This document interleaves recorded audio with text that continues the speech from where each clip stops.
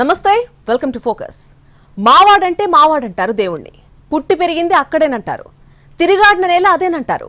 అదిగో శ్రీరాముడు నడియాడిన ఆనవాళ్లు, ఇదిగో సీతాదేవి గుర్తులు అంటూ ఎవ్వరి రామాయణం వారు వినిపించేస్తున్నారు. Nepal, Thailand, Japan, Tibet, Indonesia ఇలా చెప్పుకుంటూ పోతే భారత ఉపఖండంలో ఆ జగదభిరాముడికి ఆలయాలే కాదు, గుండెల్లోనే గుడి కట్టుకున్న దేశాలెన్నో ఉన్నాయి. కానీ ఇప్పటికిప్పుడు నేపాల్ మాత్రం నోటికొచ్చింది మాట్లాడుతోంది. అసలు అయోధ్య తమదే, శ్రీరాముడు భారతీయుడే కాదని ఆ దేశ ప్రధాని చేసిన వ్యాఖ్యలపై విమర్శలు చెలరేగుతున్నాయి. ఇంతకీ ఉపఖండంలోని దేశాలన్నీ రాముడు మావాడేనని ఎందుకంటున్నాయి? రామనామం 2 అక్షరాలే కానీ ఈ దేశాన్ని వందలు వేలు ఏళ్లుగా నడిపిస్తున్న దివ్యనామం అది. పితృవాక్య పాలకునిగా, ఆదర్శ సోదరుడిగా, అన్యోన్యపు భర్తగా, పురాణ పురుషుడిగా భారత జాతికి దొరికిన పుణ్యఫలం శ్రీరాముడు. అలాంటి రాముణ్ణి భారత్ నుండి విడదీసి చూడడం సాధ్యమయ్యే పనా? నేపాల్ ప్రధాని ఓలీ అవాకులు చవాకుల వెనుక ఆంతర్యం వేరే ఉందా? ఈ నేల చెబుతుంది, ఈ గాలి రామనామ జపం వినిపిస్తుంది. ఈ దేశంలో ఏ చెట్టు నడిగినా, ఏ పుట్ట నడిగినా చెబుతాయి. కొత్తగా నేపాలీల గోలేంటి? రామజన్మభూమికి కొత్తగా రుజువుల అవసరమా? శ్రీరాముడు ఎక్కడివాడు అని అడిగితే అసలిది ఓ ప్రశ్నేనా అనే సమాధానం వస్తుంది. ఈ దేశంలో చిన్న పిల్లాన్ని అడిగినా రామచంద్రుడు ఈ దేశానికి చెందినవాడే అని చెప్పేస్తాడు.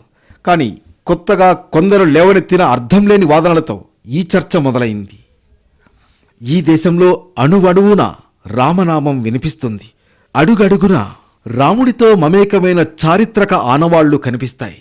శ్రీరాముడు పాలించిన రాజ్యం, సీతా సమేతంగా ఉన్న అడవి, తన జీవితకాలంలో తిరిగిన అనేక ప్రాంతాలు నేటికీ సజీవంగా ఉన్నాయి.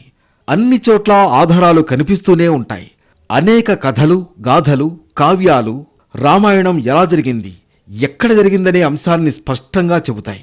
అంతెందుకు, వేల ఏళ్లు గడిచినా రామరాజ్యం సాధించడమే లక్ష్యమనే మాటలు నిత్యం వినిపిస్తూనే ఉంటాయి. కానీ కొత్తగా నేపాలీలు ఓ గొడవ లేవనెత్తారు. కొత్తగా కాదు, ఎప్పటికప్పుడు పాతపాటే పాడుతూ ఉంటారు. రాముడు మావాడే అంటున్నారు. అంతేకాదు, మాదే అసలైన అయోధ్య అని కూడా స్టేట్మెంట్ ఇస్తున్నారు. ఇదే ఇప్పుడు వివాదాస్పదంగా మారింది. శ్రీరాముడు భారతీయుడు కాదు, ఇదే నేపాల్ ప్రధాని కేపీ ఓలీ వాదన. కొంతకాలంగా భారత్ను టార్గెట్ చేసుకున్న ఆయన భారతీయుల మనోభావాలను దెబ్బతీసేలా మాట్లాడారు. అసలైన అయోధ్య భారత్లో కాదు, తమ దేశంలో ఉందన్నారు.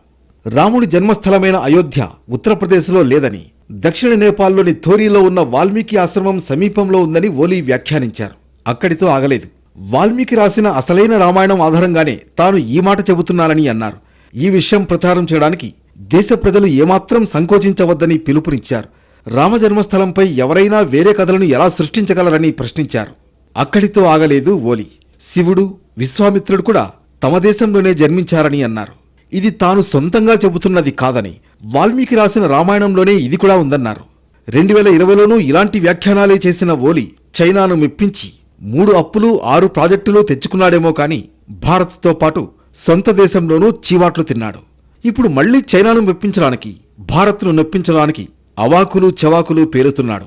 నేపాల్ ప్రధాని ఓలీ ఏ ఉద్దేశంతో అన్నప్పటికీ భారతదేశానికి, ముఖ్యంగా ఉపఖండంలో ఉన్న దేశాలన్నీ రాముడు మావాడే అంటాయి. దానికనుగుణంగా ఎవరి రామాయణం వారు రాసుకున్నారు. ఇండియా రామాయణం, జపాన్ రామాయణం, నేపాల్ రామాయణం, థాయ్ రామాయణం, కంబోడియా, ఇండోనేషియా, ఫిలిప్పైన్స్ కూడా ఇదిగో ఆ రాముడు మా రాముడేనంటాయి. బ్యాంకాక్ రాజును రాముడి అవతారంగా చూస్తారు. ఇండోనేషియా, ఫిలిప్పైన్స్, కాంబోడియా వాళ్ళు చాలా సాక్ష్యాలు చూపెడతారు. ఆలయాలు, స్థల పురాణాలు ఇవిగోనంటారు. విష్ణు అవతారమైన రాముడు మావాడేనంటూ గొప్పలు చెప్పుకుంటూ ఆరాధించుకుంటాయి. రాముడు భారతదేశంలోని అయోధ్యలో జన్మించాడని బలమైన ఆధారాలున్నప్పటికీ ఆయా దేశాలు రాముడు మావాడేనంటూ అన్వయించుకోవడం వెనుక చాలా కథలున్నాయి. 100 ఏళ్ల క్రితమే మన దేశంలోని నౌకాయానం గణనీయంగా అభివృద్ధి చెందింది. మన దేశం నుంచి వజ్రాలు మొదలుకుని మసాలా దినుసుల వరకు విదేశాలకు ఎగుమతి చేసేవారు. ముఖ్యంగా దక్షిణాసియాకు ఈ ఎగుమతులు శాశ్వతమైన వ్యాపార సంబంధాలు ఏర్పరచుకునే స్థాయిలో ఉండేవి. అలా ఇండియా నుంచి దక్షిణాసియా దేశాలకు చేరుకున్న వర్తకులతో పాటుగా మన దేశపు ఆచార వ్యవహారాలు, ఇతిహాసాలు కూడా ఇతర దేశాలను ప్రభావితం చేశాయి. అలా విదేశాల్లో సైతం విస్తృత ప్రచారం పొందిన గాథలలో రామాయణానిదే అగ్రపీఠం. విదేశాలలో వినిపించే ప్రతి రామాయణంలోనూ రాముడే కథానాయకుడు, రావణుడే ప్రతినాయకుడు. సీత నాయిక. రావణుడు సీతను ఎత్తుకు వెళ్లడం, అతడిని సంహరించి సీతను దక్కించుకోవడమే ఇతివృత్తం. కాకపోతే స్థానిక ఆచారాలకు అనుగుణంగా మార్పులు చోటు చేసుకున్నాయి. ఏకంగా 300కు పైగా రామాయణాలున్నాయంటే భారత ఉపఖండంలో రామాయణాన్ని జనాలు ఎంతగా గుండెలకు హత్తుకున్నారో అర్థమవుతుంది. శతాబ్దాలుగా ఆయా సమాజాలపై రామాయణం ఏ రకమైన ప్రభావాలను చూపిందో పరిశీలిస్తే ఆశ్చర్యం కలగక మానదు. కొన్ని శతాబ్దాల కాలంలో Assamese, Balinese, Bengali, Cambodian, Chinese, Gujarati, Japanese, Javanese, Kannada, Kashmiri, Khotanese, Laotian, Malaysian, Marathi, Oriya, ప్రాకృతం, సంస్కృతం, సంతాలి, సింహళం, తమిళం, తెలుగు, థాయ్, టిబెటన్ మొదలైన భాషల్లో పలు రకాల అనువాదాలు వచ్చాయి. దీంతో రాముడు మావాడే, ఇదిగో పురాణాలు అంటూ నేపాల్ సహా చాలా దేశాలు చెప్పుకుంటాయి. కానీ అవన్నీ మన దేశం నుంచే ఆయా దేశాలకు రకరకాల మార్గాల ద్వారా వెళ్లాయని బలమైన ఆధారాలున్నాయి. భారతీయుల దృష్టిలో రాముడు ఈ భూమి మీద నడయాడిన ఒక అవతారం. ఆ అవతారానికి సాక్షిగా నిలిచి ఆయన జీవితాన్ని కావ్యీకరించాడు వాల్మీకి. ఆయన రాసిన రామాయణమే కాకుండా దాని స్ఫూర్తిగా అనేక రామాయణాలు ప్రచారంలో ఉన్నాయి. వాల్మీకి పేరుతోనే ఆనంద రామాయణం, అద్భుత రామాయణం వంటి కావ్యాలున్నాయి. ఇక తమిళంలో కంబ రామాయణం, తెలుగులో రంగనాథ రామాయణం వంటి స్థానిక భాషల్లో రాసిన రామాయణాల సంగతి చెప్పనే అక్కర్లేదు. వీటన్నింటి కారణంగా వాల్మీకి రచన భారత ఉపఖండంలోని ప్రతి నోటా వినిపించింది. Japan, Cambodia, Thailand, Tibet, Indonesia ఇలా అనేక దేశాల్లో శ్రీరాముడి ఆలయాలు కోకొల్లలు. శ్రీరాముణ్ణి పితృవాక్య పరిపాలకుడిగా మాత్రమే కాదు, ఆయన వీరత్వాన్ని కీర్తిస్తూ స్ఫూర్తి పొందుతారు ఆయా దేశాల ప్రజలు. రాముణ్ణి తమవాడిని చేసుకున్నారు. రామాయణానికి నేపాల్కు ఉన్న సంబంధం ఏంటసలు? కాంబోడియా దేశ ప్రజలకు శ్రీరాముడంటే ఎందుకంత భక్తి? థాయిలాండ్ వాసులకు ఆ పురుషోత్తముడు పుణ్యపురుషుడు ఎలా అయ్యాడు? జపాన్ జనానికి ఆ రామచంద్రుడితో ఉన్నటువంటి బంధం ఏంటి? వాల్మీకి రామాయణ స్ఫూర్తితో రాసుకున్న ఆయా దేశాల రామాయణాలు అసలేం చెబుతున్నాయి? నేపాల్ హిందూ దేశం, అది ఒకప్పుడు.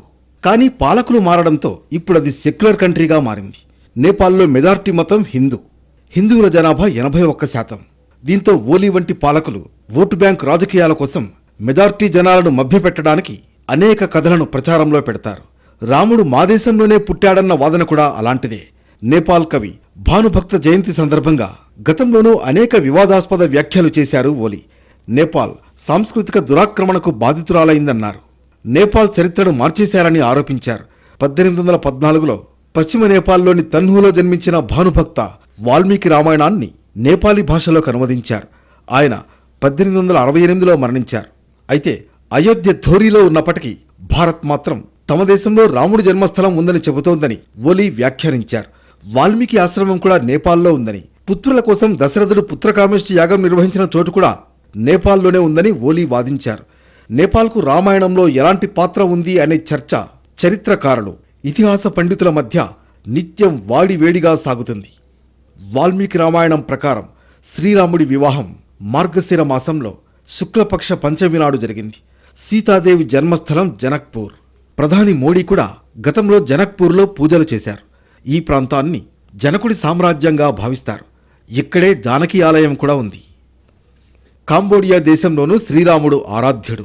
రామాయణం ప్రభావం కాంబోడియా దేశం మీద చాలా ఎక్కువగా కనిపిస్తుంది. అక్కడి ప్రాచీన దేవాలయమైన అంకోర్ వాట్ గోడల మీద రామాయణ దృశ్యాలు కనిపిస్తాయి. దాదాపు 1000 ఏళ్ల క్రితమే ఈ దేశంలో రామాయణం మారుమోగిపోయిందని పరిశోధకులు చెబుతారు.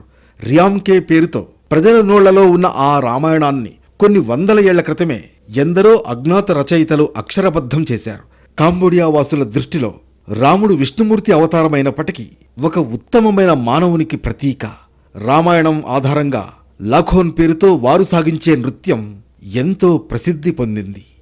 రామకియన్ మన రామాయణానికి థాయ్ వెర్షన్.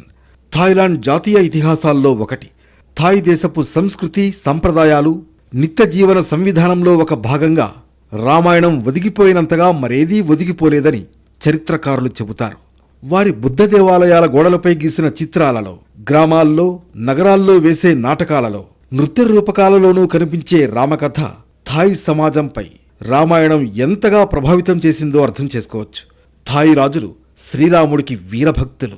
థాయ్ రాజును శ్రీరాముని అవతారంగా అక్కడి ప్రజలు భావిస్తారు. రామ అన్న పేరుగల రాజులు వరుసగా రామాయణాన్ని థాయ్ భాషలో రచించడం మరో అబ్బురపరిచే విషయం.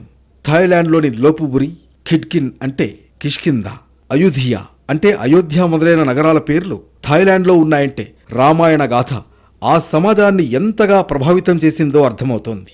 థాయ్ రామాయణంలో రాముడిని విష్ణు అవతారంగా భావించిన వారి దృష్టిలో విష్ణువు కన్నా శివుడే శక్తిమంతుడు. రామకీర్తిలో చాలా వరకు రాముణ్ణి మానవ వీరుడిగానే చిత్రీకరిస్తారు. రామాయణ కథలో సీతాపహరణానికి సంబంధించిన ఘటన, యుద్ధకాండలోని సంగ్రామ ఘట్టాలు థాయ్ దేశస్థులను ఎక్కువగా ఆకట్టుకున్న అంశాలు. థాయ్ దేశ చరిత్ర పరిశీలిస్తే వారు ఆ రోజుల్లో నిరంతరం ఇరుగు పొరుగు రాజ్యాలతో యుద్ధాలు చేయాల్సి వచ్చేది.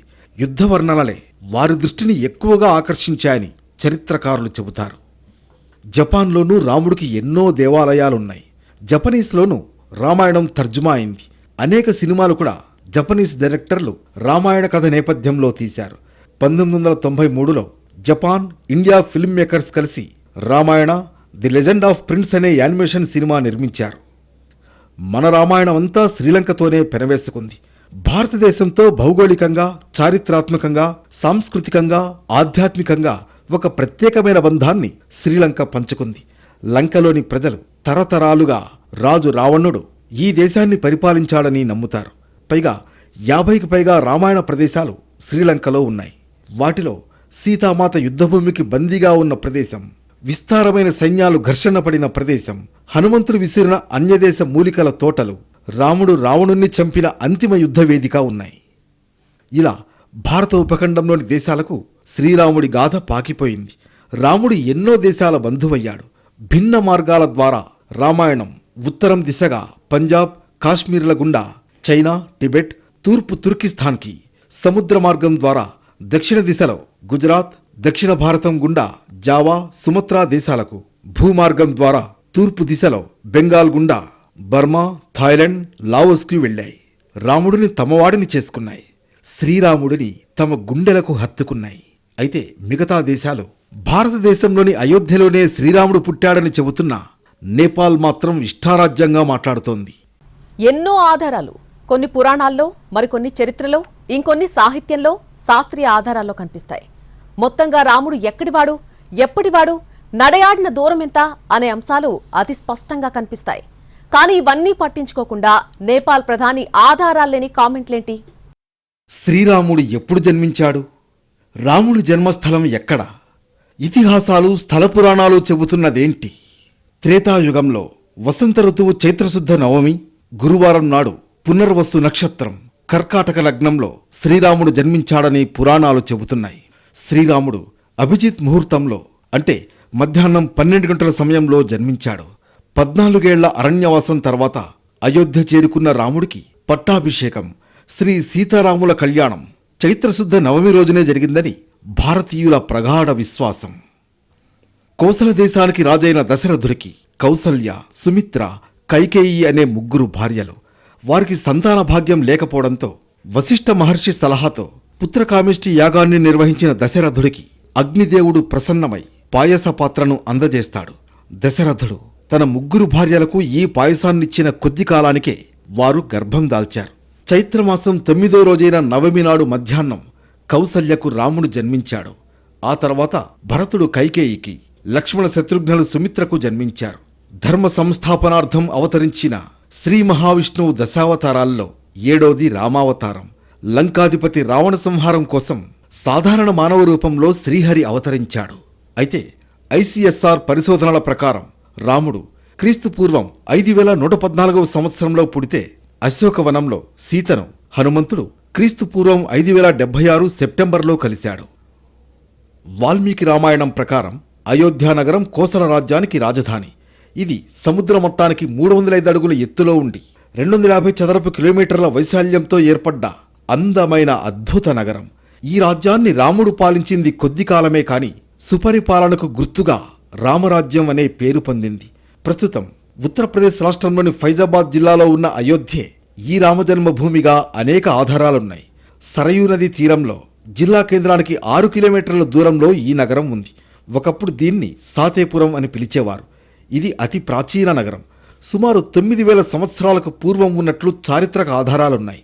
చైనా యాత్రికుడు హుయాన్ సాంగ్ క్రీస్తు శకం 636లో తన భారతదేశ యాత్రలో భాగంగా ఈ నగరాన్ని సందర్శించి దీన్ని అయోధ్యగానే లిఖించాడు.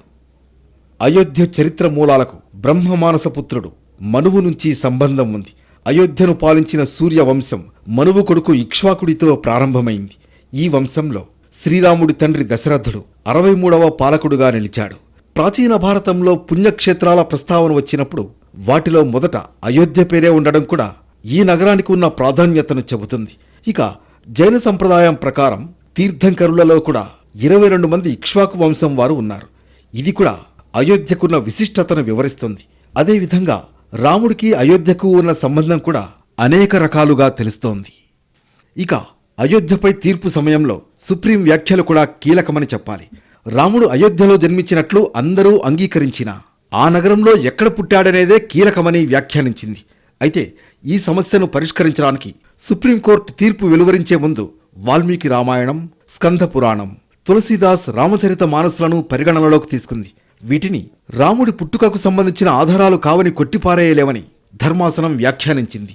ఈ చారిత్రాత్మక తీర్పు 134 ఏళ్ల పాటు సాగిన అయోధ్య వివాదానికి ముగింపు పలికింది. రాముడు పుట్టింది మన అయోధ్యలోనే అని తేల్చింది. పైగా శ్రీరాముడు నడిచిన దారులపై అనేక పరిశోధనలు కూడా ఉన్నాయి. శ్రీరామ చరిత్రలో అతి ముఖ్యమైనది, సుదీర్ఘమైనది ఆయన చేసిన వనవాసం.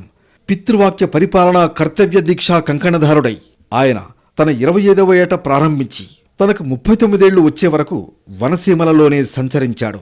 ఈ 14 సంవత్సరాల సుదీర్ఘకాలంలో ఆయన అయోధ్యలో ప్రారంభించి దక్షిణాదిన రామేశ్వరం వరకు ప్రయాణం చేశాడు. ఆ తర్వాత ధనుష్కోడి దగ్గర సేతు నిర్మాణం చేసి లంకలో రావణ సంహారం చేశాడు. ఈ మధ్యకాలంలో శ్రీరాముడు అఖండ భారతావనిలో అనేక చోట్ల సంచరించాడు. దీనిపై అనేక పరిశోధనలు జరిగాయి. ఆయా ప్రాంత ప్రజల్లో ఉండే ఐతిహ్యాలను, ఇతర ఆధారాలను బట్టి అనేక ప్రదేశాలను గుర్తించారు. శ్రీరాముడు సీతాలక్ష్మణ సమేతుడై అయోధ్య నుంచి బయలుదేరి అక్కడికి 20 కిలోమీటర్ల దూరంలోని తమసా నదీ తీరాన ఉన్న మాండా అనే ప్రాంతాన్ని చేరుకున్నారు. ఆ తర్వాత గోమతీ నదిని దాటి సరయూ తీరాన్ని చేరుకుని త్రివేణి సంగమ ప్రాంతంలో యమునా నదిని దాటి ఉత్తర మధ్యప్రదేశ్ల సరిహద్దుల్లోని చిత్రకూటాన్ని చేరుకున్నారు. ఈ ప్రాంతంలో వాల్మీకి ఆశ్రమం, మాండవ్య ఆశ్రమం, భరత్కూప్ అనేవి ఇప్పటికీ ఉన్నాయి. ఇక్కడి నుంచి శ్రీరాముడు ఇప్పటి మధ్యప్రదేశ్, ఛత్తీస్గఢ్ రాష్ట్రాలలో విస్తరించి ఉన్న దండకారణ్యాన్ని చేరుకున్నారు. దండకారణ్యంలో శ్రీరాముడు సీతాలక్ష్మణ సమేతుడై దాదాపు 14 సంవత్సరాలు ఉన్నాడు. ఇప్పటికీ పన్నా, రాయపూర్, బస్తర్, జగదల్పూర్ ప్రాంతాల్లో మాండవ్య ఆశ్రమం, శృంగి ఆశ్రమం, రామలక్ష్మణ మందిరం, కోటి ఉమామహేశ్వర దేవాలయం వంటివి ఆ స్మృతి చిహ్నాలుగా మిగిలి ఉన్నాయి. ఆ తర్వాత అనేకమైన చిన్న చిన్న నదులు, వాగులు, సరస్సులు, కొండలు దాటుకుంటూ శ్రీరాముడు నాసిక్ ప్రాంతంలోని అగస్త్యముని ఆశ్రమం చేరుకున్నాడు. ఇలా పయనిస్తూ సీతాపహరణం తర్వాత ఆమెను వెతుక్కుంటూ బయలుదేరిన రామలక్ష్మణులు దారిలో జటాయువు, కబంధులను కలుసుకున్నాక దక్షిణంగా పయనిస్తూ ఋష్యముఖ పర్వతాన్ని చేరుకున్నారు. ఈ దారిలోనే వారు శబరి ఆశ్రమానికి రావడం, ఆమె ఆతిథ్యం స్వీకరించారని ప్రాచీన సాహిత్యం చెబుతోంది. అలా హంపి, కావేరీ తీరం దాటి తిరుచిరాపల్లి, తంజావూరు, రామనాథపురాల గుండా రామేశ్వరం చేరుకున్నాడు. చిత్రమైన విషయం ఏమిటంటే రామాయణంలో వాల్మీకి వర్ణించిన ప్రాంతాలన్నీ భౌగోళికంగా ఇప్పటికీ నిలిచి ఉన్న అనేక స్మృతి చిహ్నాలతో సరిగ్గా సరిపోతాయి. రామనామం పలికిన నాలుకే నాలుక, శ్రీరాముని దివ్య మంగళ రూపాన్ని వీక్షించిన కన్నులే కన్నులు, రాముడు కొలువయ్యున్న ప్రతి పల్లె అయోధ్యే, స్పందించే ప్రతి హృదయము రామమందిరమే. మన దేశంలో రామాలయం ఉండని ఊరు ఉంటుందా? పిల్లల పేరులో రామశబ్దాన్ని జోడించని కుటుంబాలుంటాయా? భారతీయ సమాజంలో అడుగడుగునా కలగలిసిన శ్రీరాముడిని, ఈ గడ్డపై నడయాడిన సుగుణాభిరాముడి పేరుని ఇప్పుడు పరాయి దేశం వివాదాలకు ఉపయోగించడం శోచనీయం. ఏ దేశంలో పుట్టినా దేవుణ్ణి ఓంచేసుకోవడంలో తప్పేమీ లేదు. దేవుడు సర్వాంతర్యామి. శ్రీరాముడు అందరివాడు, అందరి బంధువు. రాముడి గుణగణాలు, ధైర్య సాహసాలు మానవాళికి స్ఫూర్తి. అందుకనే రామాయణం ఏ ప్రాంతంలోకి ప్రవేశించినా కూడా అక్కడి ప్రజల మనసులను గెలిచింది. రాముడు మన దేశంలోని వాడే అన్నంతగా వారు ఆయనను కొలుచుకున్నారు. అందుకు వాల్మీకి వ్రాసిన రామాయణమే వారికి ప్రేరణ ఇచ్చింది. అలా అది ప్రపంచ కావ్యంగా నిలిచింది. కానీ చైనాను మెప్పించడానికో, భారతదేశాన్ని గిచ్చి రేపెట్టుకోవడానికో ఎప్పటికప్పుడు కేపీ శర్మ ఓలీ వంటి నేపాల్ పాలకులు శ్రీరాముడి జన్మస్థలంపై నిరాధార మాటలు వల్లెవేస్తూనే ఉంటారు.